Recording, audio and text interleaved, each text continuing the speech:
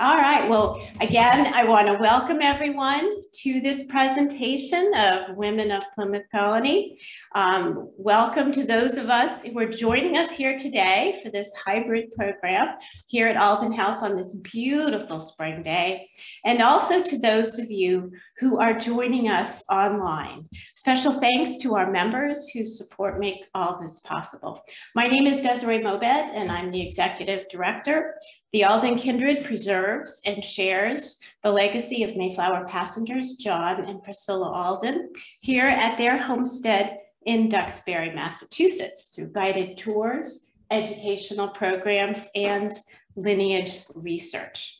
It is an honor to welcome our presenter, Michelle Coughlin, who's an author and historian who focuses on recovering the voices of 17th century New England women. Michelle's talk will help us gain a better understanding not only of Priscilla, her daughters, neighbors, and friends, but the complex range of Plymouth's European, Native, and Black women's experiences and the varied ways that in which they all helped shape this New England society. Michelle was the guest curator for Pilgrim Hall Museum's exhibit pathFOUNDERS, Women of Plymouth. She's been a Mass Humanities Scholar in Residence, a board member at the Abigail Adams Birthplace in Weymouth, and serves as museum administrator for Boston's Gibson House Museum. She's the author of 2 books, Penelope Winslow, Plymouth Colony First Lady, and One Colonial Women's World, the life and writings of Mehetabel, Chandler, Coit. And the Alden Kindred is very honored to be presenting Michelle with a Speak for Thyself Award at its annual awards dinner in 2 weeks. After Michelle's talk, there will be opportunity for questions and answers and a book signing. And for those of you here in person, we are also offering a tour of the archaeology exhibit. So without further ado, I'd like to turn it over to Michelle. Well, thank you so much, Desiree, and thank you to the Alden House, and thank you all for coming today, and for people who are joining virtually. I appreciate your interest in this topic because I feel it's a very important one. The women of Plymouth Colony were essential to the establishment and the evolution and the success of Plymouth. And there are so many stories to tell that you really could form the subject of a class. But for the sake of time, today I'm going to speak for about 45 minutes, and then I'm very happy to take questions. But I'm just going to focus on a few perhaps lesser known stories that link to and highlight some themes related to Plymouth Colony. So to begin, we have to acknowledge that Plymouth Colony was, of course, settled on land that was the territory of the Wampanoag Nation of tribes. And so you can see here this territory in the names of some of the Wampanoag villages. And I think it's very interesting to overlay that map with this map of Plymouth Colony. You could see what a wide range of territory the Plymouth Colony took over. There was such a diversity of towns. They all had very complex and very interesting histories. So it's tough to narrow down the subject of today's talk because there are so many women that I would like to talk about. But as I said, I'm happy to take questions afterwards, and I think you'll enjoy hearing about some of these women. So I want to start with a quote from Governor William Bradford's, or a couple of quotes from his History of Plymouth Plantation that I think speak to the importance that women played from the earliest time in Plymouth. And so we have to imagine these women coming over on the Mayflower, and their consent to come was absolutely essential to the success of the founding of Plymouth. So that was one of the questions that Donna Curtin and I were considering when we did the exhibit at Pilgrim Hall Museum. We just discussed how the conversations that had to happen between the spouses, the women had to be on board to make this a success.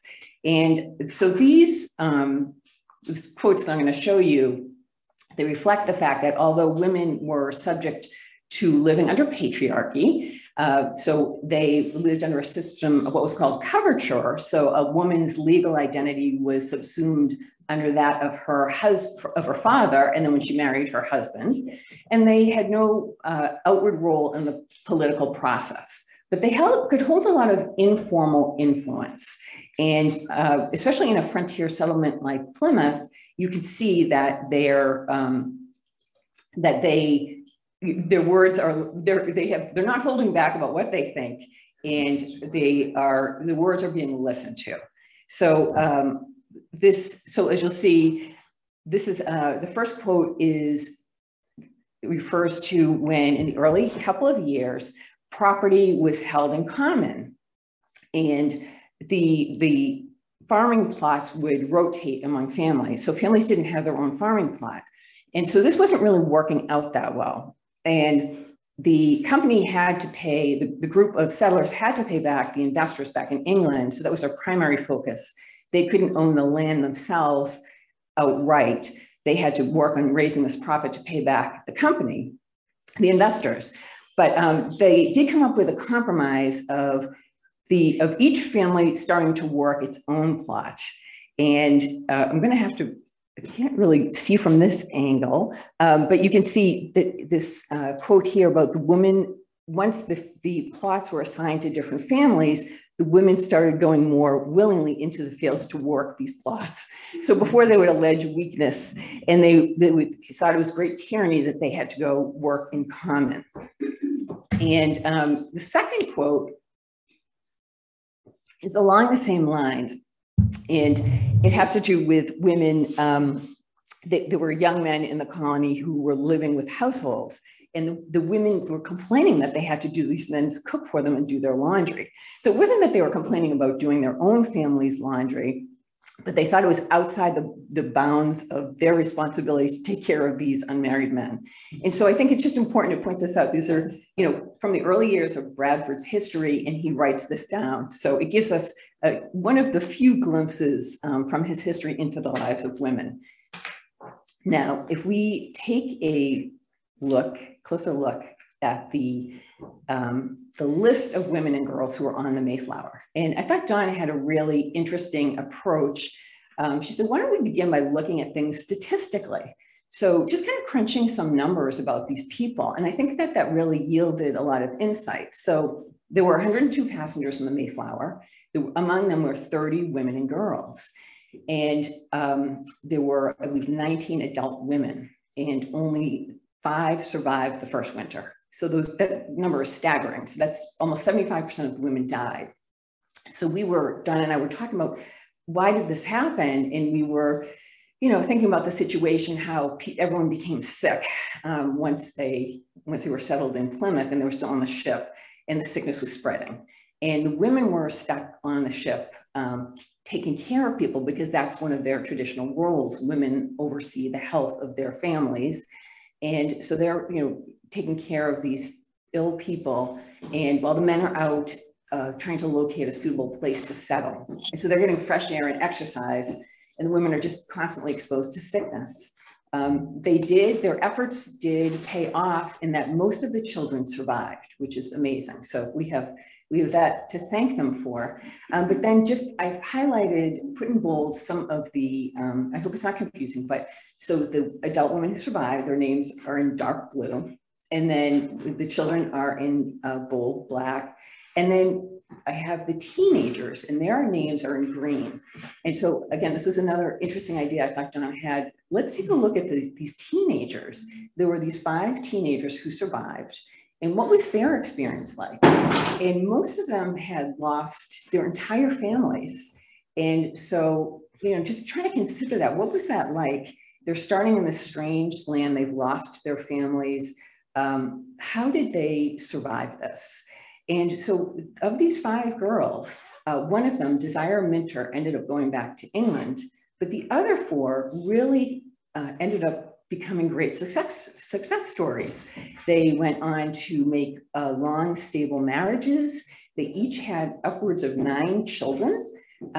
Their economic circumstances when they were married became comfortable by the standards of the day. And pretty amazingly, of the four of them, they all went on to settle in other places. So some of them have been in England and then Leiden and then Plymouth and then on to other places. So it's just, just imagine the resilience and the skills to be able to adapt to these new circumstances that these girls must have had. And so one of these girls, of course, is Priscilla Mullins, Alden, who we have to, pay tribute to today, being on the site of her home site here in Duxbury. And she was, again, just if you think about her for a minute, all that she overcame. So she lost her family, and then she started fresh. She was able to last those first, really challenging years in Plymouth, and then she marries John Alden, settles Duxbury, new town, raises 10 children. And not only is she doing these things, but she's managing the household, of course, but then John is traveling a lot on business. And so she's managing the farmlands too. So she had an immense amount of responsibility. And this next slide I'm going to show you is highlights a couple of things related to Priscilla. One is this item, this piece of this, it's supposed to be a piece of a dress that she is supposed to have owned. And there are several of these pieces that have survived. They're in different collections.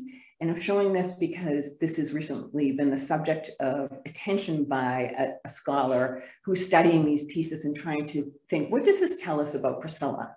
And it links her to the wider world because this was an imported fabric. It kind of gives an idea of, her style because of the color and the type of fabric it was. So we're getting new insights about these women all the time because historians are uncovering new bits of information or interpreting them differently. And of course, this other item here, pieces of this Chinese wine cup. So again, that's, the Alden House has done an amazing job of reinterpreting the archaeological artifacts that were found here. And we're getting all kinds of new insights that are really expanding our knowledge of these people. This wine cup is, something like as small as this little piece of china has the ability to speak volumes, because it tells about what types of material possessions the Aldens had. It also links them to the wider world. There is this long-standing stereotype of Plymouth Colony as being very isolated and insular, and people being poor and uneducated. And it's not the case. We can see that they had connections to the wider world, and this is not just the case here, but there have been lots of other archaeological excavations in the area, and they're providing more information about this topic as well as many other topics. And of course, the most high-profile one now is the one near Burial Hill in Plymouth. And among the discoveries there, and this was also revealed here, is we're seeing how the close proximity that the colonists and the native peoples lived in. We're finding, not just separate sites, but also evidence of native items in the colonial sites and the colonist items in the native sites. So this speaks to this exchange of information and goods and ideas between the two groups. And again, just has a lot of potential for just shedding a lot of light on this period. And so that brings me to my next little slide and topic, which is Wampanoag women. So we have here this picture of the three sisters, the corns, bean, and squash that, this is, we are familiar with here about how the native peoples grew these items together and how they had a certain way of growing them that made each of them thrive. And so something like this bit of information would have been invaluable to the settlers. So they are coming to this, this new land, and it's unfamiliar territory, and they don't know how things grow. And so of course, they are getting this information from native peoples who've been growing things here for, for thousands and thousands of years. And Wampanoag women in their culture are the primary agricultural workers. So the insights are coming from them, of course from men too, but they have this very specialized knowledge of growing vegetables and plants. And the same is true with the medical remedies. So the English women are coming here, and they have a tradition in their culture of, as I said, overseeing the health of their families, growing certain plants that will help with their family's health, that they make medicines out of. But they come here and there's a whole different array of plant life. So they need to find out what here in this environment is going to help them. And so again, Wampanoag women have this information. And this information, I think, it's interesting in that it's passed down matrilineally. So from mother to daughter. And this is the same across multiple cultures, not just the English people, but the Native women, and also with the African women that I'll be talking about in a minute. So this is just one little bit of knowledge that the Wampanoag women are sharing with the English women. And also there's so much more to their experience. So as I said, English women are excluded from the political process, the formal political process. But Wampanoag women could actually be tribal leaders and diplomats. And so we see evidence of this in the historical record. But there are also these other glimpses of other kind of diplomatic roles that they held, or ways that they acted, in which they acted as cultural intermediaries between the two groups. And one of these is, these are both taken from Edward Winslow's Good News from New England, and one has to do with Havoc wife. And apologies for the long passage, I was trying to give context, but I will summarize for you that Havoc was a Penise, he was a warrior, and he lived with the Pilgrims at Plymouth. And there was also the native person we know as Tisquantum, who lived with the English settlers too. And Tisquantum had been kidnapped and sold into slavery in Europe, then was in England, and then made his way back to Plymouth, as I'm sure many of you are familiar with this story. And so he comes back to Patuxent, his native village, which was the site of the Plymouth settlement, and he finds that his village has been wiped out because of the plague that had occurred right before the Pilgrims arrived. So he can speak English. So he forms close bonds with the Pilgrims. However, it's discovered that he's working toward his own ends. So he's kind of playing both the Pilgrims and the Wampanoag, led by Massasoit, against each other. So there's this one incident where he has his kinsmen run into Plymouth and say that he escaped from Massasoit, who's about to attack the Pilgrims. And so Havoc, who's a warrior, one of Massasoit's warriors, says, I don't believe this. I'm a warrior. Massasoit would have let me know. And plus we have this treaty in place. So Governor Bradford, very interestingly, asks Havoc's wife, who is unnamed, unfortunately, but he doesn't ask Havoc to go talk to Massasoit. He has Havoc's wife go to really go spy on Massasoit's village. And she goes there, she sees that nothing seems unusual, and she then approaches Massasoit herself. So it's a pretty dramatic story, and it's important because, this conflict was avoided with the help of Havoc's unnamed wife. And then we have another story here, and this takes place when Massasoit warns the Pilgrims that the Massachusetts Native peoples are going to attack Plymouth and the settlement of Wessagusset, which is now Weymouth. And so Miles Standish takes a group of Plymouth men with him, and they lead a preemptive strike against the Massachusetts. And so they also send word back to the sachem of Massachusetts. What, is it going to end here, or are we going to continue in this conflict? And so this woman, an unnamed woman, is sent by the sachem of the Massasoit, by the sachem of the Massachusetts back to Miles Standish and his men, and says, no, we want peace. So again, this is a hugely important role that this woman played. And it's just, you have to really read between the lines to find this information, and then just think about it to really realize what an impact it had. So I mentioned about women being healers, and we have, as I said, all women, that was one of their responsibilities, to oversee the health of their families. And so a bit of evidence that speaks to that is this pipkin that was found in an archaeological excavation of the Edward and Susanna Winslow home site in Marshfield. These were used for cooking, but often for making medicines too. And at the nearby Penelope and Josiah Winslow home site in Marshfield, there were fragments of drug pots. So we know Penelope was making her own medicines. But then there are also women who achieved wider renown because of their healing abilities. And one was Joanna Rossiter Cotton.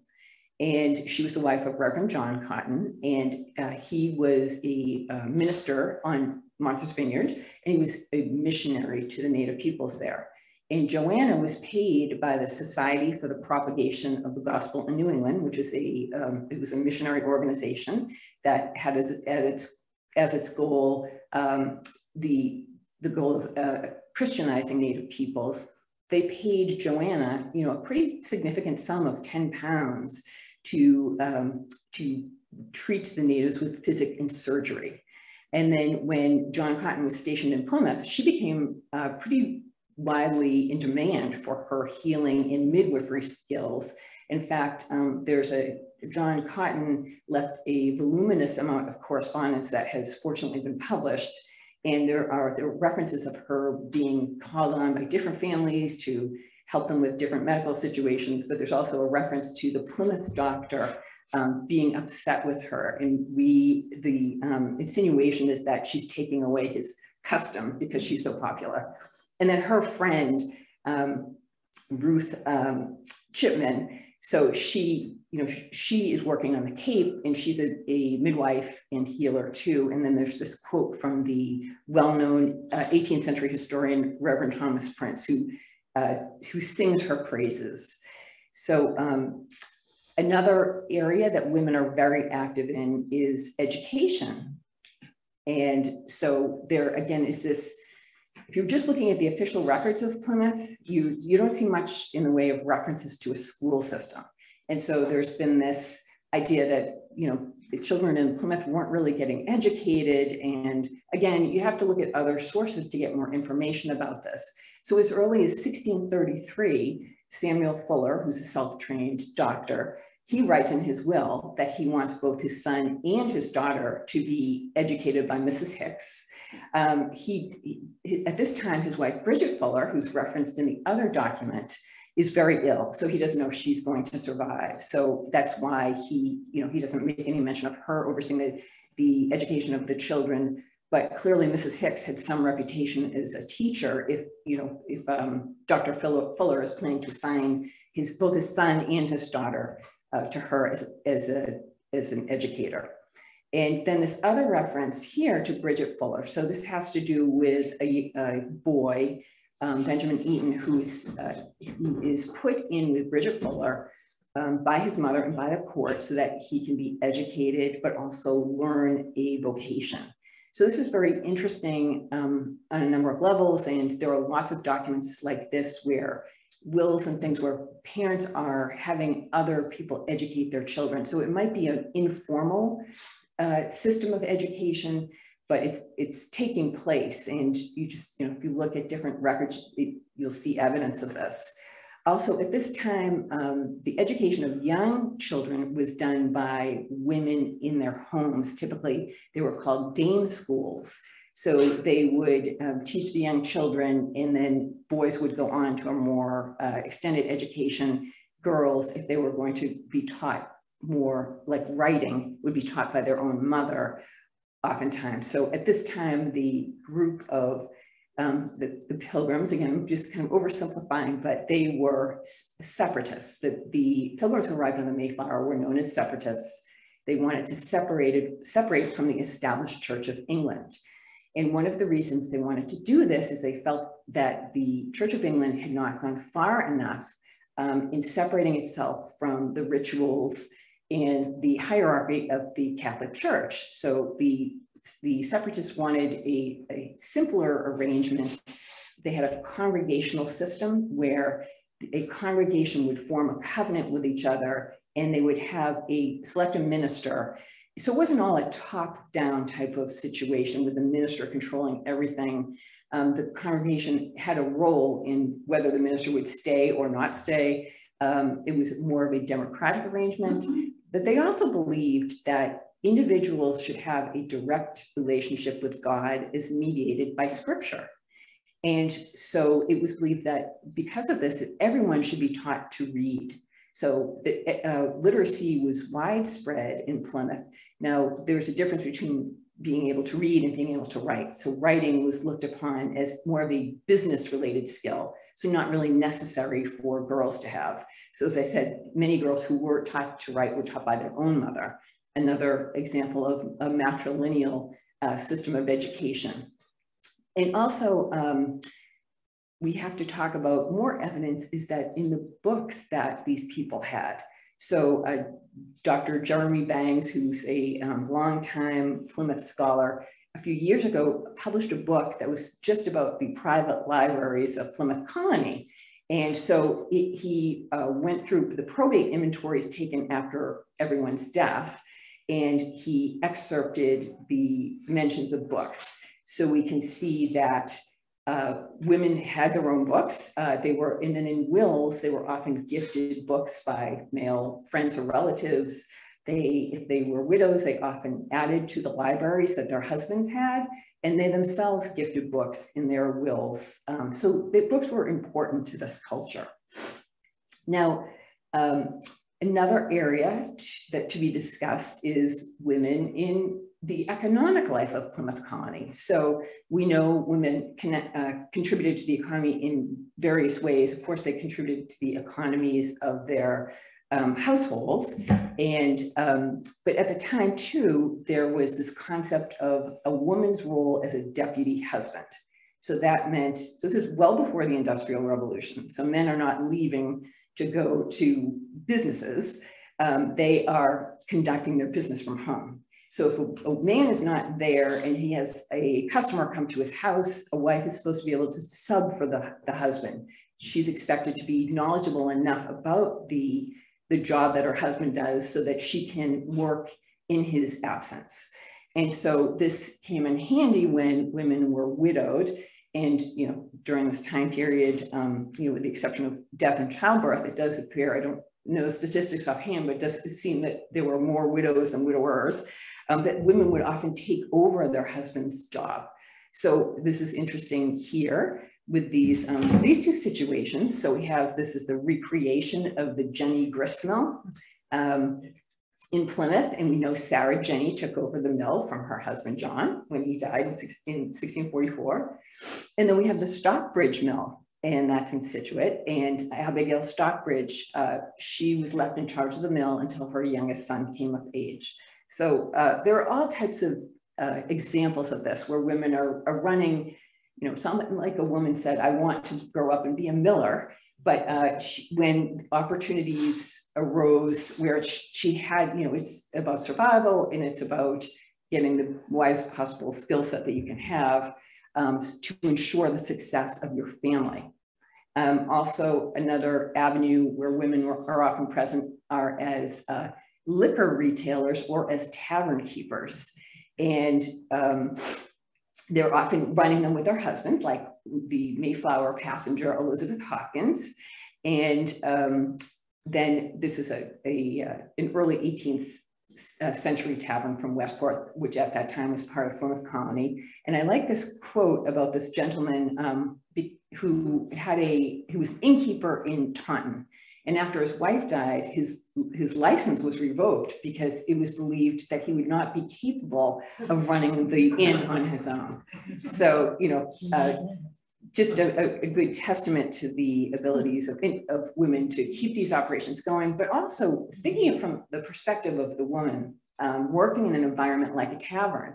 That must have been a very, you know, it could be very intellectually stimulating because you have people, travelers coming in and out, you're getting news, it really connects you with news of what's going on in the wider world. So there, you know, positive benefits from that. Now, when we think of women in the economy too, there are other avenues we have to think about. So for example, Mary Ring, she very interestingly in her will notes how, she's leaving things to her son, but then she references some debts that are owed her. So the governor, she references this 40 shillings, but then if you look at the itemization at the bottom below that, it's actually £2 that the governor owes her. And then, Mr. Winslow, which is Edward Winslow, she's trading with him. And so that's, why is the governor, why does he have £2 from Mary Ring? It just begs a lot of questions, but I've actually seen a lot of women's wills, widows again, where these are well-to-do widows where they have, they form business relationships with men where they're lending them money. Now, I'm not saying that Mary Ring, was a banker for the governor or for Edward Winslow, but there's more to this story about women being active in the economy. And also the fact that she mentions beaver. So this is in the early years, fur trading was the basis of the New England economy. And so this links her with that, to this larger picture. And then beside that, I have a picture of wampum. So these wampum beads, which were made from periwinkles and quahog shells and whelk shells. And Wampanoag women were very involved in making these beads. And so, of course, wampum was not used by the native peoples as currency. So this wampum became the first currency of New England. But the native peoples used it more for symbolic reasons and for ceremonial reasons. But the Dutch in New York were the first to see the potential of using wampum as currency, because there was a shortage of currency in the colonies. And so then the native peoples really started producing the wampum. Now, then there was a shift in the middle of the 1600s where fur trading was dying off, but the trade with the West Indies was exploding. And so this provided a lot of economic opportunities for people in Plymouth. There was more currency in play, but also the trade potential was huge. And so New Englanders started shifting their focus to shipbuilding so they could engage in this trade, and also producing supplies that they could trade to the West Indies planters. Because in the West Indies, things like sugar were so lucrative that they weren't growing crops for themselves or taking the time to produce other things, so they needed to import them. So unfortunately, this added to the New England economy, but of course, it's also rests on the plantation system of the West Indies. The growing of sugar, of course, is done by slaves, and it was a huge, brutal, terrible system. And unfortunately, New England became connected with that in many ways. And so I am just including a couple of excerpts here from wills referencing some enslaved women. And the one on the first one from the will of John Winslow. So he's the brother of Edward Winslow. He is he moves to Boston, becomes very wealthy, and he marries Mary Chilton, one of the teenage cohort from the Mayflower.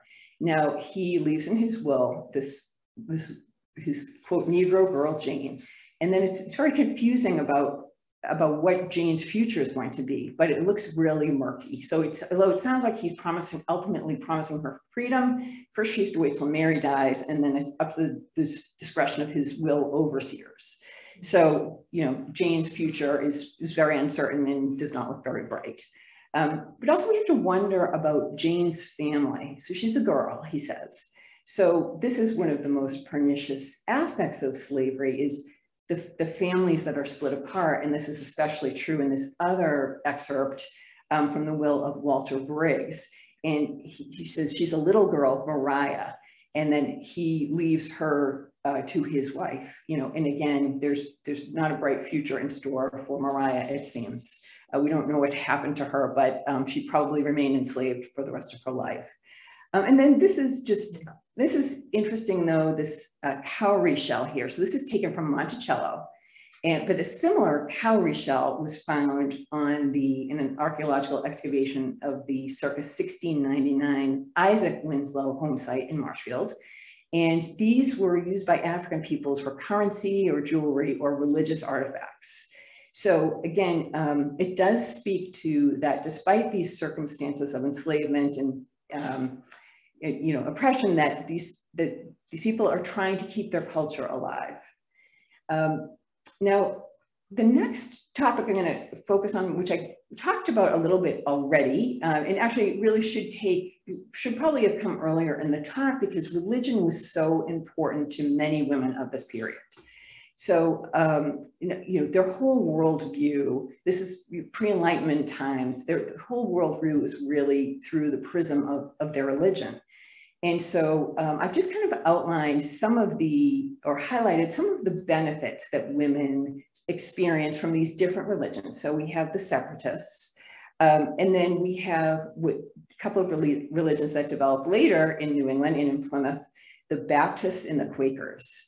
And they offered, the separatists, they were pretty revolutionary, but then the Baptists and the Quakers were even more radical, because they didn't believe in, at least the Puritans were, they wanted to purify the Church of England.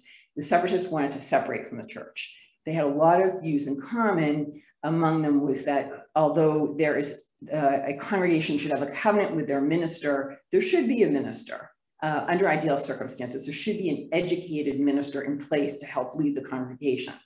But the Baptists and the Quakers, they didn't really think this was necessary.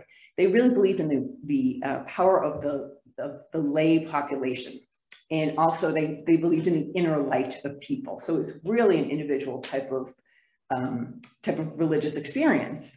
Now, this was very unsettling to a lot of people in Plymouth, especially if they had given up a lot to come here to set up their church. And then the Quakers in particular are coming in and they're challenging their church.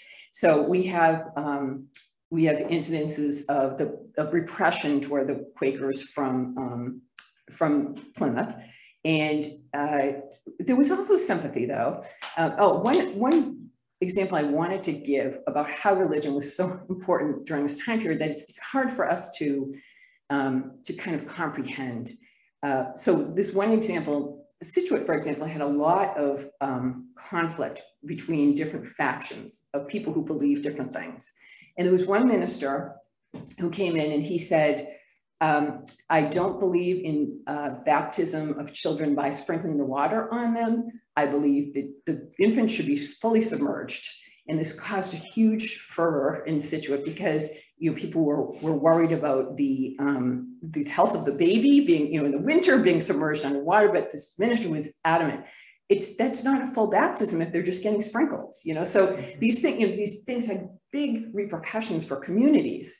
And so as I said about the Quakers, they were persecuted in Plymouth, not to the extent as in Massachusetts Bay, which, as we know, executed some Quakers. Plymouth did not go that far, and eventually they had peace to the point where in 1680, Josiah Winslow, who was governor, could write that most of us here in Plymouth are Congregationalists. There are some Baptists and some Quakers. The Quakers are not disturbed unless they disturb our peace. So, because this is another aspect we have to think of, we think of the Quakers as anti-war and anti-slavery and as pacifist people, but that's a modern conception of Quakers. They could be Quakers were, they were missionaries, and they believed in that they thought what they believed was right, and they wanted to convince everyone that was right. And so they would go up to people like John Alden, the Quakers spoke out against him, and they did not mince words, and people would get offended. People in power who were being derided by the Quakers would get very offended by this. So again, just a really interesting backstory to all of this, though. So what happened is in Plymouth Colony is that the area called Dartmouth was founded. And actually, Mistress Elizabeth Warren, who was the widow of Mayflower passenger Richard Warren, was one of the initial purchasers of Dartmouth. That subsequently broke up into different towns, but Dartmouth became a haven. It was right near Rhode Island for religious dissenters. And so interestingly, Richard Warren, Mayflower passenger, his daughter, Sarah Warren, ended up being one of the early settlers there with her husband, John Cook, who was himself a Mayflower passenger as a boy. John Cook ended up becoming a Baptist minister. So they went and settled there. And then Sandwich, again, became a haven for Quakers.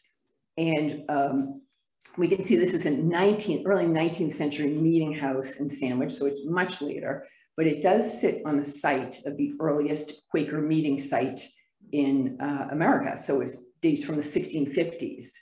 And these are just a couple of excerpts from court records that talk about, so the first one talks about these two women who they're disrupting meeting and they're offending people and they're brought into court and they're reprimanded for this. And then also this other instance where a mixed group of men and women, and they are criticizing the government and they're criticizing the church. So we could see how women were very involved from the beginning in these radical new religions. Just to start to wrap up, I know that a lot of us, when we think about life during that time period, especially for women, we think about, the unrelenting workload that they had, it's mind-boggling to us.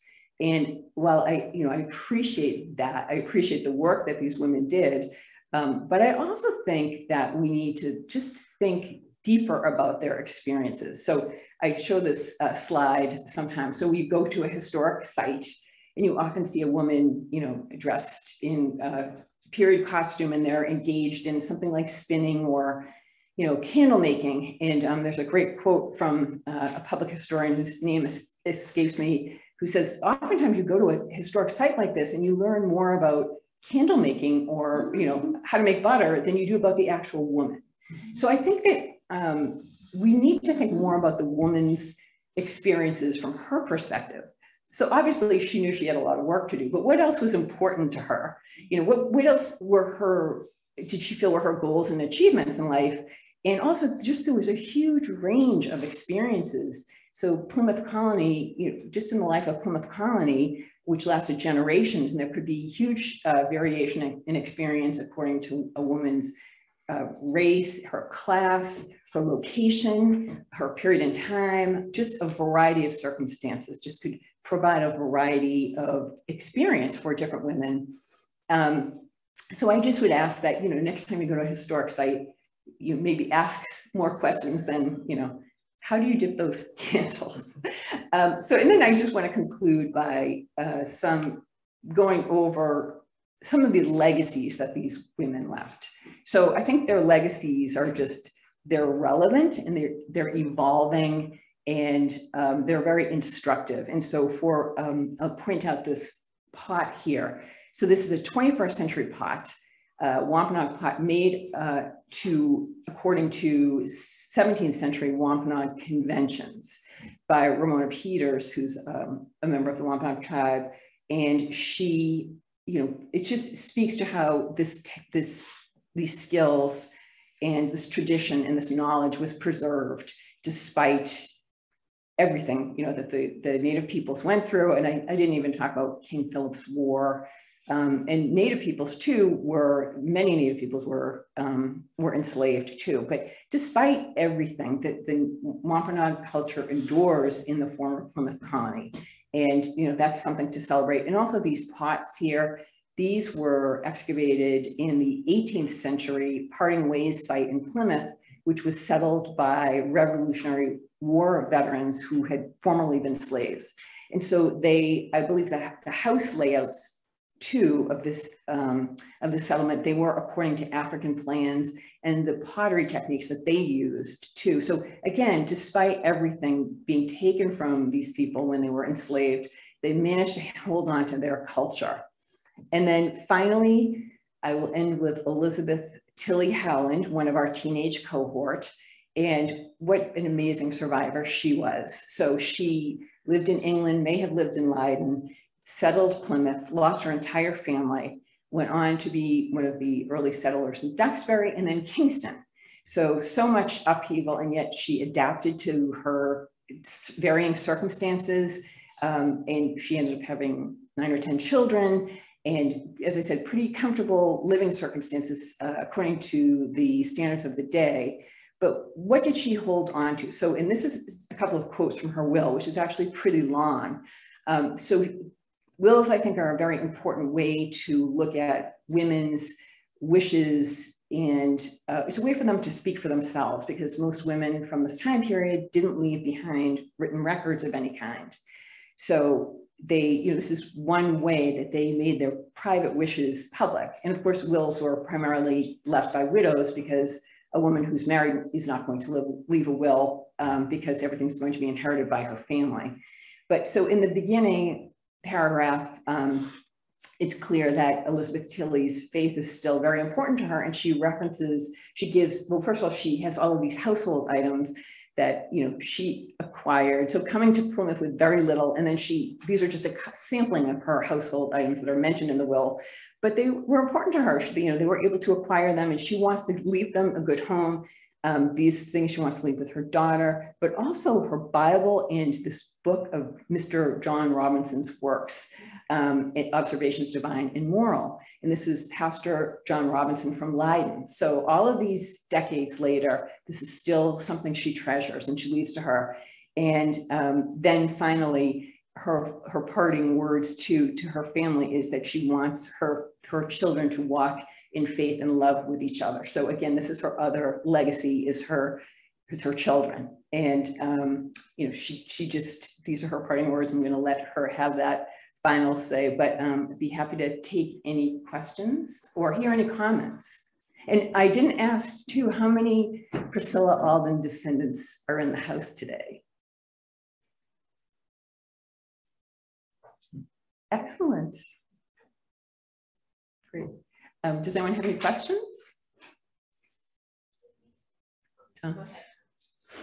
Yeah, your slide on the women who survived the first winter I found was very fascinating. And my ancestor came the following fall in 1621. And I had heard at that time, the eligible men to women ratio was 6 to 1. Do you have any information that says when it reached parity or close to parity? That's a good question. I don't know, but I would say, because that's a really good numbers question, like just crunching the numbers of how many people came on the subsequent ships. And I don't know offhand. Yeah, it took him 13 years before he married after he got here. So I figured it was funny. It was quite a while before. And what they say about Priscilla too, she was pretty, she had items left to her from her family. Her family was pretty comfortable, so that she could pick and choose who she was going to choose as her husband. But yeah, so it was, again, that's another perspective that's very helpful. So thinking, the teenage girls, so it's terribly depressing. You lose your family, and the material circumstances of the first couple of years are so challenging. But then, again, the adaptation and the resilience, and they could be looking at it. This is a really exciting, we're starting something really exciting here, and a lot of eligible, Yeah, that too. Yeah. Michelle, we've had a lot of buzz on the webinar here, and it's all about the Scituate and the infant baptism. Oh, that's so funny. Yes, and the comments are, first of all, they want to know the name of the minister, and I was trying to look it up, I couldn't remember. But also, you got to tell the rest of the story about how, the baby dies, the one that's submerged.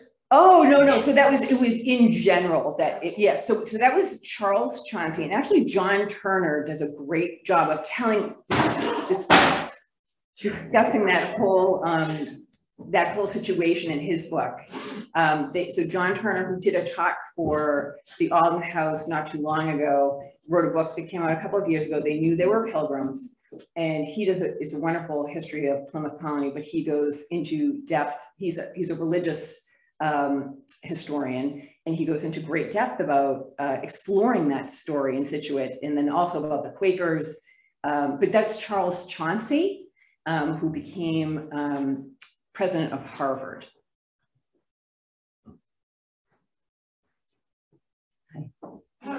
The young men that were left over after the first year, they bumped in with families. Right. Those wives and those families. Exactly. Doing their laundry, etc. Right.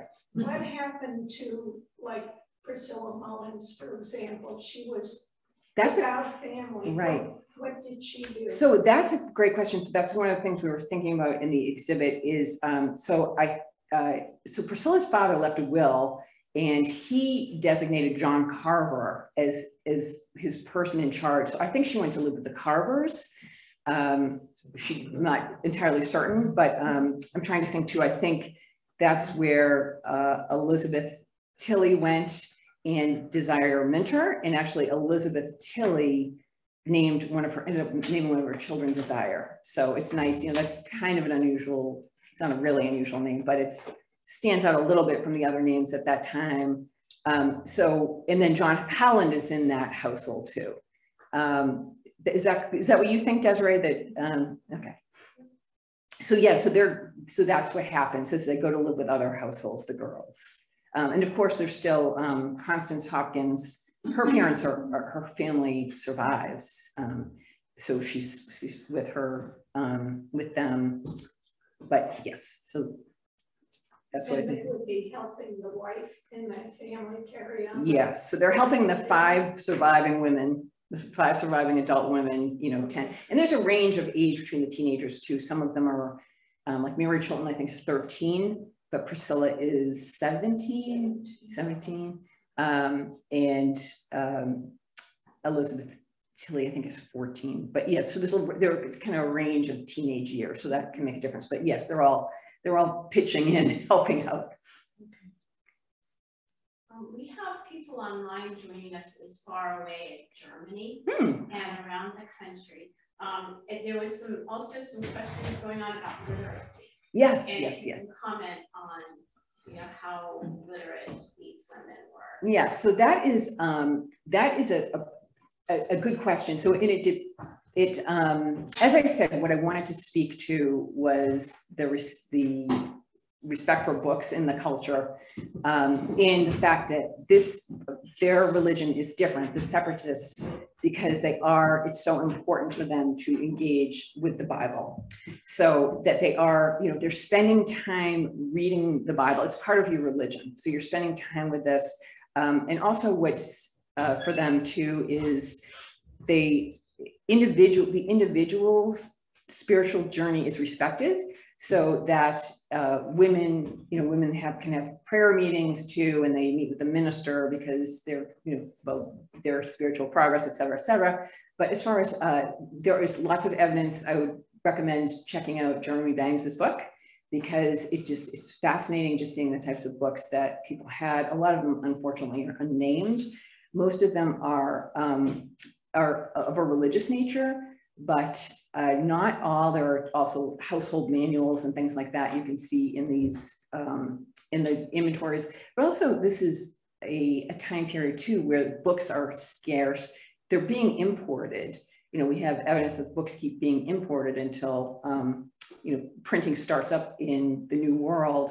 But also, there's a lively book culture where people are trading books and sharing books. And so this, at this time too, there's not a lot of options for entertainment too. So, people, I think we think of, we have our book clubs now, but thinking about them, especially if you are in a frontier circumstance and these ideas and ideas are important to you, you left your home country because of ideas. So you are going to keep pursuing that, as time permits. And we do see the records.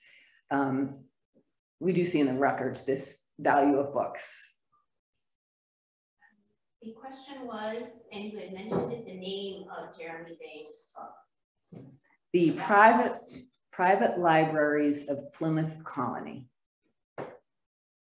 And another question, when and how were African-American women introduced into the Plymouth Colony? This question comes from Nancy. So that's a very good question. So it's, you know, we find, again, traces of African-Americans in the wills and inventories, also in some court records too. And there are not too many in the early years of Plymouth Colony, throughout really the life of Plymouth Colony, but they're in different settlements. So even in the, you know, you can imagine, so Plymouth, that's the biggest town, that there would be, you know, and there's trading going on with Boston and other areas where enslaved people are being imported. And this, of course, in the 18th century, this changes where, as I mentioned, the Isaac Winslow house, you know, we know he had several enslaved people in those houses. So it increases in the 18th century. The numbers aren't huge in the 17th century, but you do see it in the records. So I can't tell you, you know, when exactly. I think the first reference to an African person in the Plymouth Colony records is, I think it's 1643. But then, you know, soon after you see evidence in other records such as wills and probate inventories. And what did the women think of the Mayflower Compact? That's a really good question. I have no idea. I would like to know. I would like to know if they were, you know, sitting around discussing that.